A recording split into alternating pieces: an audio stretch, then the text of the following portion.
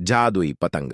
अली एक छोटे से गांव में रहता था और उसे पतंग उड़ाने का बहुत शौक था। एक दिन उसे बाजार में एक पुरानी लेकिन सुंदर पतंग मिली। दुकानदार ने कहा, यह कोई साधारण पतंग नहीं है, यह तो जादुई पतंग है। अली ने खुशी खुशी उसे खरीद लिया और घर ले आया। जब अली ने पतंग को आसमान में छोड़ा तो वह अचानक अपने आप बोलने लगी, धन्यवाद अली, मैं तुम्हें एक जादुई दुनिया की सैर पर ले चलूंगी। अली को आश्चर्य हुआ, लेकिन वह खुशी खुशी पतंग के साथ उड़ने लगा। पतंग उसे एक रंगीन दुनिया में ले गई, जहां पेड़ चमक रहे थे और पक्षी गा रहे थे। वहां अली की मुलाकात एक छोटी परी से हुई, जिसने कहा, मैंने अपनी जादुई छड़ी खो दी है, क्या तुम मेरी मदद करोगे?